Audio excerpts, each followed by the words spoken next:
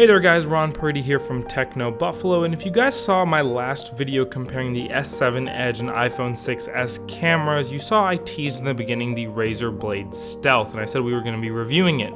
So that's what I'm here with today. This last weekend I went up to Lake Arrowhead with 3 devices, one of which was the Razer Blade Stealth. Sadly, Razer has not started shipping their Core, which was released alongside the Blade Stealth at CES. It's basically an external GPU that connects via Thunderbolt that will turn your Ultrabook into a beast of a gaming and editing machine. Pricing was announced on the Core earlier this week, and it's going to come in at $499 standalone and $399 if you buy it alongside the Blade Stealth. As soon as we get our hands on one, we will have a follow-up video featuring that for you guys. First thing I want to address is the build. The Razer Blade Stealth is made of CNC aluminum, which means it's extremely solid and very, very durable. It comes in at about 2.75 pounds, so it's not the lightest laptop, and it feels kind of heavy, but it has a very nice weight to it. I'm a huge fan of the build, and the build really changes your experience using this laptop. Bear with me and I will explain. Moving on to the screen, we have a 12.5-inch either QHD or 4K display. Now, we tested out the QHD version,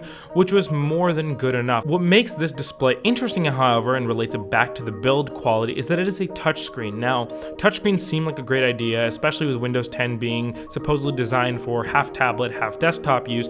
However, one of the big problems I've run into using Lenovo laptops or even the Surface Book is that the hinge just bounces around when you touch it. As John put it, it's a flaccid hinge. However, the Razer, because it's built so well, does not have a flaccid hinge, and so the touchscreen is very usable. I found myself lying in bed, pinching, zooming, scrolling, doing all the things I would normally do on a tablet or smartphone, and then using the full-size keyboard and using it as a regular laptop as well. One of my gripes with the display is just those bezels. I mean, look for yourself, it's hard to avoid them. Continuing with hardware, we have Razer's signature Chroma keyboard with 16.8 million colors per key. Now, honestly, this is not really a feature or something that I use. It's more just an aesthetic thing that kind of sets them apart from other PC manufacturers.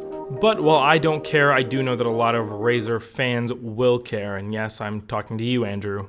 Typing on the keyboard is an absolute pleasure. There is a little less travel than there would be on a traditional keyboard because the laptop is obviously so thin. That being said, it's something you get used to very quickly and it's a very good experience. My only gripe is that the trackpad and the keyboard are kind of crammed, and so I found myself often typing and my hand would sort of bump into the trackpad and mess up everything going on screen. Speaking of the trackpad, it's fantastic, very good size, feels great. I just wish it would have been clickable all across rather than just at the bottom. In terms of processing power, we're looking at an Intel Core i7 dual-core processor with hyperthreading, which clocks in at 2.5 GHz or can turbo boost up to 3.1 GHz. It's more than fast enough for everything that I wanted to do, and I think it's a very good processor given how small and light this laptop is, especially when you compare it to something like the MacBook, which only has an Intel Core M. As per the GPU, we're rocking an Intel HD Graphics 520. I'm not even going to comment on this since it gets the job done for everybody's regular needs, but for those who want something more intense, you're going to have the Razer Core, which we don't have to review yet, so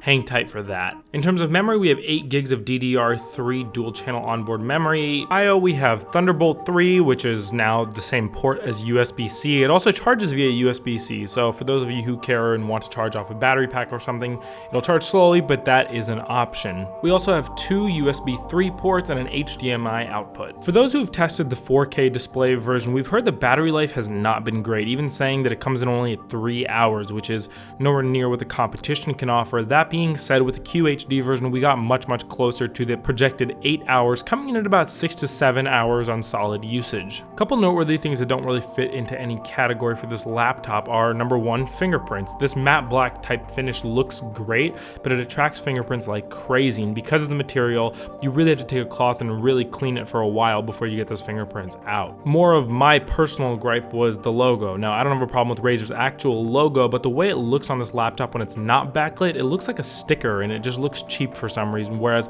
the rest of the laptop looks super premium and high quality. A huge plus for me though, very small design, but I love the grips underneath. Now, normally on laptops we see 4-foot grips, but here we saw 2 long rubber bars, and it does such a good job of keeping the laptop in place when you have it on a desk. So those are really my overall thoughts on the Blade Stealth. It's hard to give some finalized opinions because we haven't used the Core yet, and that's going to be a huge huge part of how powerful this Ultrabook can become. That's the most interesting aspect to me, that it's this transformer of a device that can go from being this ultra portable laptop and then become a pretty much desktop replacement with a dedicated GPU and fulfill all your gaming, video editing, and GPU intensive needs. As a straight up Ultrabook, I can say that I would definitely recommend this to someone who is on Windows. It's effectively a MacBook Air competitor, and I think it checks all the boxes that one would look for in this price range, beginning at $1,000 and then going up from there. But let me know what you guys think. Are you guys looking forward to this? Does this really blow your mind in any way, shape, or form? Or are you waiting for the core like me? Leave us a comment below. I'm very curious to hear your guys' thoughts. Give us a thumbs up if you like this video. Hit subscribe for more coverage and content. We have that Chevy Volt review coming as well, and I can't wait to share it with you guys. Thanks for watching.